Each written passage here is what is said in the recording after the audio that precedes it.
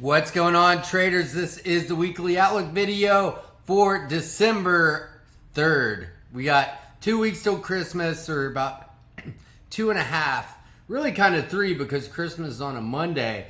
But I've been talking about this quite a bit.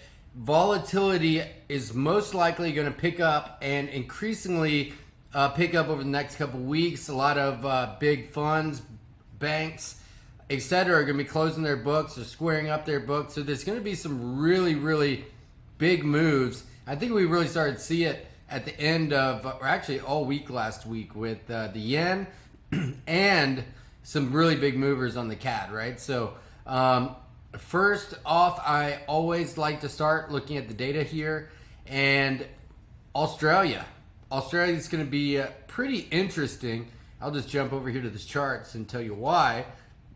Because look at where we're at in terms of Aussie USD, right? So, I mean, just massively bullish. I feel like I missed a lot of opportunities to get in here, unfortunately.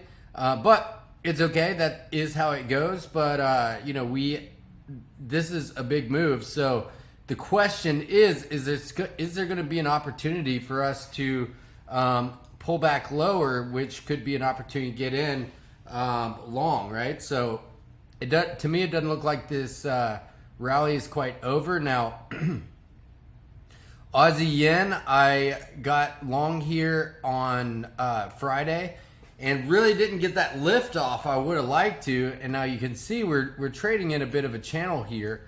So there's some significant levels with what's going on with this Aussie strength. So Aussie CAD, some big moves, right? We were in a downtrend, but now we've made a big pump, and a big part of this was, well, actually this was Friday, and Canadian weakness really spurred that. So I do feel that the RBA is going to be a big deal Monday night, and then we also have Bank of Canada on Wednesday. So we have some services PMI out of the U.S. on Tuesday and unemployment claims Thursday. Now, NFP is Friday, even though this past Friday was December 1st. This is going to be NFP week for the dollar, for the United States. So that's something to keep in mind. I think it's going to be potentially a big one because it's the last one of the year, right? So now it could be a dud. You just ultimately never know when it comes to non-farm payroll, but I think it's going to be one to watch out for. So that's really what we have to look at in terms of data.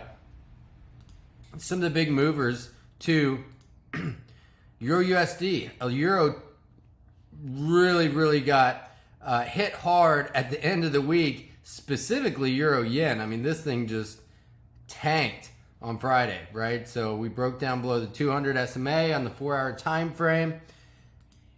Euro CAD, very similar situation here. I was actually, in fact, looking for an entry here, but never really materialized.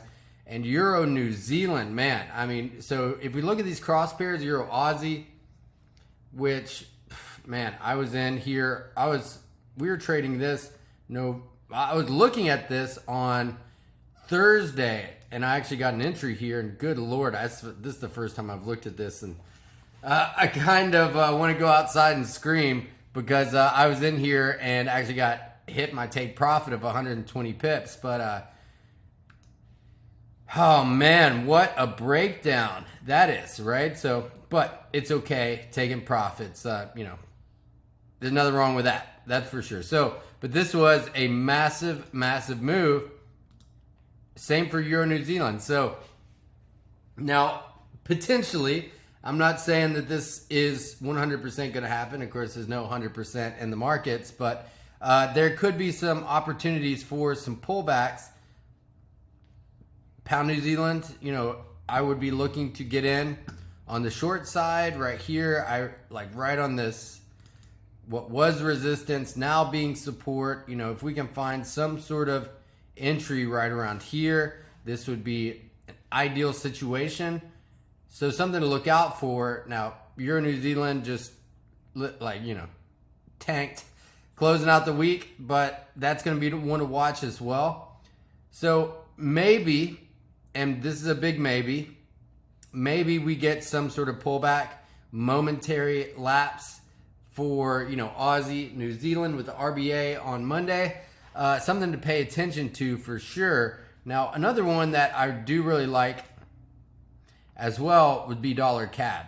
So, I'm just like this same, and man, what a breakdown here. This was just beautiful pullback to this 38.2% retracement. But I was looking for an entry right around here on Thursday, Friday, right into this area, but didn't pull back far enough. So potentially we could see some sort of, if we get some momentary dollar strength come in, then that might be a opportunity to get in on some of these trends that have already really materialized. Now, Euro USD on the other hand, this is quite the pullback for Euro dollar. Didn't quite see the pullback for pound dollar. So this is going to be one I'm going to be looking for early in the week. This is a momentum confirmation. This is one of my indicators here and showing some divergence, right? Divergent. This is a key signal that I would look for then placing my bias, and then from there looking for an entry. So this is going to be something I'm going to be looking at early in the week. So we got a bunch of volatility. Just to repeat one more time, I don't think I could repeat it enough. We got a bunch of volatility coming into the markets, and there's going to be some big moves going into the next 2 weeks for sure. So remember, keep your stops tight. I know, I said this in the weekly recap video, but we have an option to not use the stop loss. But remember, it's always a good practice to do that. So our giveaway is ending today. To enter the giveaway, type in go.toponetrader.com and you can enter to win our giveaway for 50K account. I'll be announcing those tomorrow. We're going to be picking 5 winners as well, so that's super exciting. We've got a bunch of cool stuff about to roll out to close out some pretty cool gifts to celebrate the Christmas month and holiday season, and I love the holidays. So let's have a great month, everybody. Appreciate y'all, and let's have an awesome week. Peace.